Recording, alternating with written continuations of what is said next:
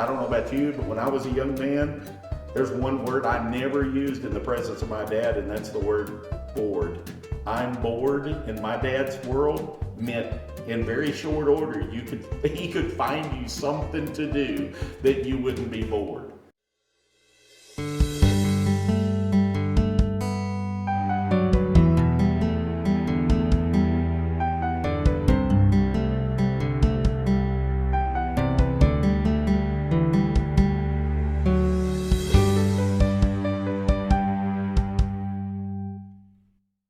Bud Halsey was talking about ways to help your children enjoy life, and so that they don't have to search after drugs and alcohol and other things for fulfillment. You could add other things to this list. This was just his program. I'm trying to restate it for you a little bit because Lisa and I enjoyed it so much that we tried to implement it in our parenting. But he talked about how to try to teach kids to enjoy themselves so that they're not having to look for satisfaction.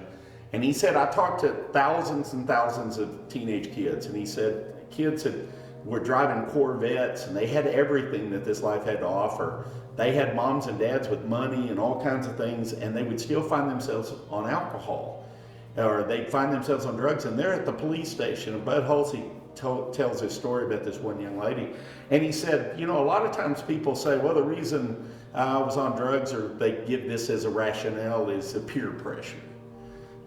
Kids forcing other kids to belong, peer pressure, that's what's going to do it. And he said, I ask kids all the time, he said, why is it that you're here? What is it that's causing you to be here? Is it peer pressure? And he'd go, and I love this line out of the video series. He said, ooh, gag me with a spoon. That's so 1980s. Ooh, gag me with a spoon. See, these kids never bought into peer pressure.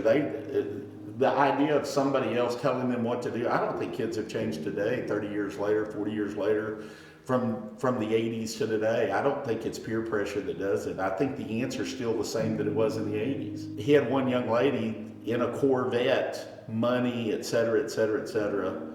She said, my parents don't love me, and she said I was bored. And I want to focus on the boredom because that's really what Bud Halsey talked about. Think about that for a moment. You may not buy this answer, and that's okay if you don't. But I'm telling you, I believe it. And after raising children, I believe it. And I've got 9 grandkids, I believe it. Because what we've done is we have encouraged children to all things that are excitement, as though that's going to fulfill them. It's the same thing Solomon talked about in the book of Ecclesiastes. I sought after wine, women, song, money and bank accounts and all that. And at the end of the day, here's the answer. It was all vanity and vexation of spirit. Fear God and keep his commandments. That's what Solomon, the second wisest man that ever set foot on the face of the earth, tells us is important for us to understand. If we seek after those things, it doesn't fulfill. And yet these parents had given their child a Corvette, given them money in a bank account, and their child didn't feel loved. And they were bored. So life is boring, school's boring, church is boring, everything in life is boring. And I'm concerned today that we're not doing the same thing. We live in a very affluent society in a lot of ways. Our children have a lot of things. And we go to restaurants today, and parents for a 2-year-old are setting up an iPad on the restaurant table to entertain their children because we're trying to entertain them. And they don't get the benefit of spending quality time with their children because they're not spending quality time with their children. Their children's being babysat by a cartoon. We don't teach our children how to sit at the table and learn their manners and say yes ma'am and no ma'am, and you can't get up from your chair and wander around the restaurant. You're going to sit here and act like a young lady or a young gentleman. And we don't teach those principles that often in a lot of cases anymore. I'm not saying they're not taught at all, because I certainly believe they are, but in a lot of cases we're not doing that. And what we're doing is we're subtly saying to our children, we're pulling a foundation out from underneath them. We're subtly saying to our children, we don't love them, because you're not taking the time with your children to say, I love you enough to teach you this. I love you enough and care about you. You need to know this. This is how life works. And you need to understand these principles in life. But I'm not going to spend any time with you. I'll just give you some money over here. And I'll tell you, it's a lot easier to give money to something than it is to spend time with something. someone. It's a whole lot easier to give things to your children than it is spend time and teach and all the effort. And I'll tell you, just in church ministry in general, you know, it's a lot easier to go do something yourself than it is to go try to teach other people to go do. But the Bible teaches us to teach others.